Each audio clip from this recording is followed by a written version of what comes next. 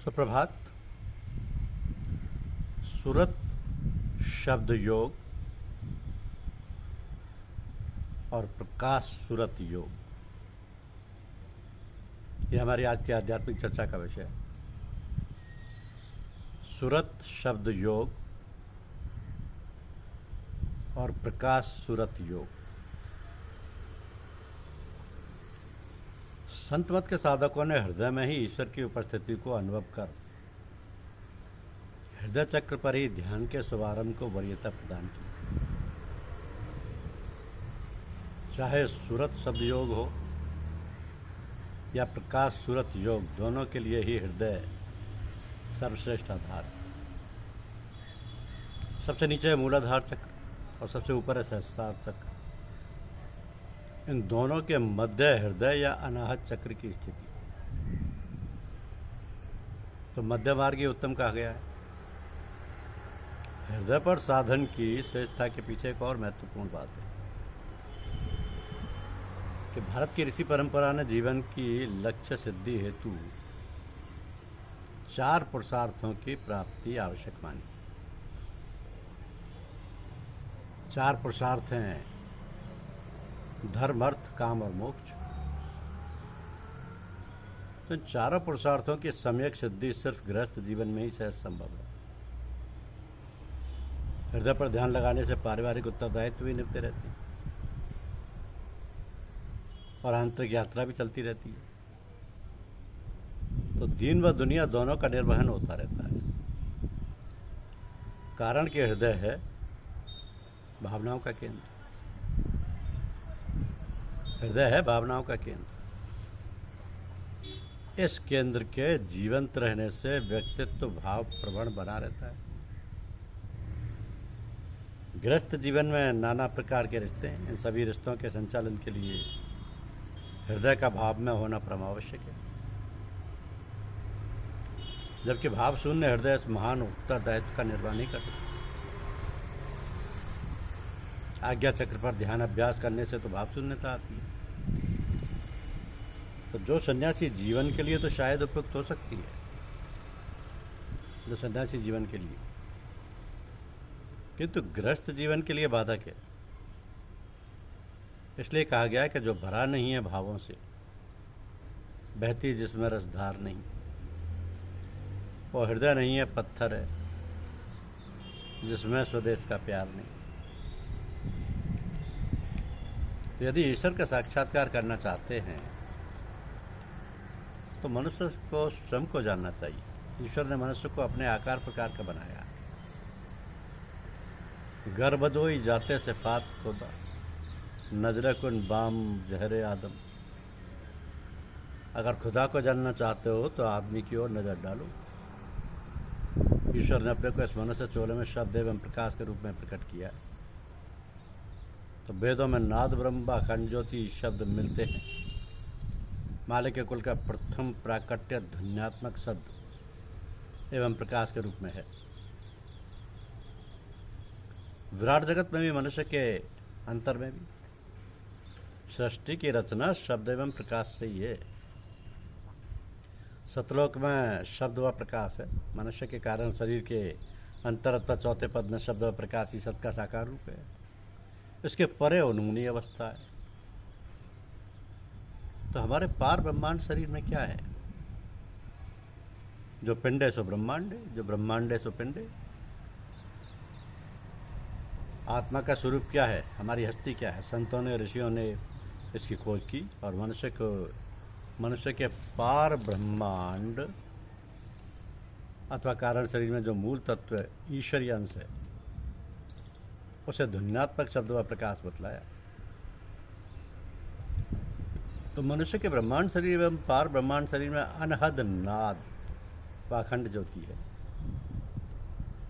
यही मनुष्य के पार ब्रह्मांड शरीर की सत्ता है। यही शब्द और प्रकाश ज्ञान है। इस शब्द एवं प्रकाश ज्ञान को कौन बतलाता है? हिमैती कृपा कौन करता है? जिसे ज्ञान प्राप्त होता है उसे संत सद्गुरु करते हैं। तो मनुष्य इस शब्द व प्रकाश में कैसे प्रवेश पाए? पार ब्रह्मांड शरीर का ज्ञान, जिसे शब्द ज्ञान व प्रकाश ज्ञान कहा गया है, सद्गुरु की कृपा से ही प्राप्त होता है। सतगुरु सत्संग के द्वारा इसका बोध कराते हैं। सूरत शब्द योग और सूरत प्रकाश योग का साधन बतलाते हैं। यही करनी का भेद, ये करनी का भेद है, ना ही बुद्धि विचार। कथनी तज करनी करो, तब पाओ कुछ सार। तो सदगुरु की दया और अपनी लगन से सूरत शब्द की कमाई से मनुष्य शब्द एवं प्रकाश में प्रवेश पाता है, आवागमन से छुटकारा पाता है। इसके लिए आवश्यक है कि शिष्य का सतगुरु में प्रीत प्रतीत श्रद्धा भक्ति हो। श्रद्धा भान लभते ज्ञानम तत्पर संयतेन्द्रिय, ज्ञानम लब्ध्वा परा शांतिम चिरणादि गच्छति। श्रद्धावान को ही ज्ञान प्राप्त होता है। कौन सा ज्ञान? शब्द व प्रकाश ज्ञान। तत्पश्चात इंद्रिय संयम द्वारा परम शांति प्राप्त होती है। तो मनुष्य के अंतर में जो ईश्वरीय अंश का अस्तित्व है, उसका स्वरूप क्या है, हमें यही समझना है। इसी का बोध होना परमार्थ है। इसके लिए हमें अंतर्मुखी होना पड़ेगा। ईश्वर अंश जीव अविनाशी, चेतन अमल सहज सुखरासी। जीव अर्थात मनुष्य ईश्वर का अंश है। यदि हमें ईश्वरीय अंश का बोध हो जाए तो हमें अपने रूप का ज्ञान हो जाए। मनुष्य शरीर के 3 भाग हैं, स्थूल शरीर, सूक्ष्म शरीर और कारण शरीर। स्थूल शरीर में 10 इंद्रियां हैं, 5 ज्ञानेंद्रियां एवं 5 कर्मेंद्रियां। सूक्ष्म शरीर में है मन चातुष्टय, अर्थात मन बुद्धि चित्त अहंकार। सूक्ष्म शरीर में ही इसके परे हैं त्रिगुण, अर्थात सतोगुण तमोगुण रजोगुण। इन गुणों की उत्पत्ति प्रकृति से है। तो त्रिगुण के परे प्रकृति है। प्रकृति की उत्पत्ति काल पुरुष से। इस प्रकार सूक्ष्म शरीर में 9 तत्व हैं। मन चातुष्ट 4, मन बुद्धि चित्त अहंकार। त्रिगुण सतोगुण तमोगुण रजोगुण और पुरुष प्रकृति। तो 9 तत्व शरीर के अंग हैं। इन 9 तत्व सूक्ष्म शरीर के। अब समझना यह कि मनुष्य मात्र के अंतर में जो ईश्वरीय अंश है वो ना स्थूल शरीर में है ना सूक्ष्म शरीर में। ईश्वरीय अंश है मनुष्य के कारण शरीर अथवा पार ब्रह्मांड शरीर। तो ईश्वरीय अंश जो मनुष्य के कारण शरीर में व्याप्त है, उसकी खोज या उसका बोध कौन करेगा? क्या मनुष्य के सूक्ष्म शरीर के 9 तत्व मन चतुष्ट त्रिगुण या काल पुरुष या प्रकृति में से कोई भी तत्व कारण शरीर में रहने वाले ईश्वरीय अंश का पता पा सकते हैं? कदापि नहीं। ये कैसे संभव हो सकता है कि कारण शरीर के अस्तित्व का बोध सूक्ष्म शरीर अथवा स्थूल शरीर के 10 इंद्रियों द्वारा या मन बुद्धि चित्त एवं अहंकार के द्वारा, त्रिगुणों के द्वारा, पुरुष प्रकृति के द्वारा, इन तत्वों में से न किसी एक तत्व के द्वारा ईश्वरीय अंश को जाना जा सकता है, और ना ही कुल यानी 10 और 9 19 तत्वों को मिलाकर किसी प्रकार से किसी युक्ति से कारण शरीर में विराजमान ईश्वरीय अंश को जाना जा सकता है। इस तत्व को समझना।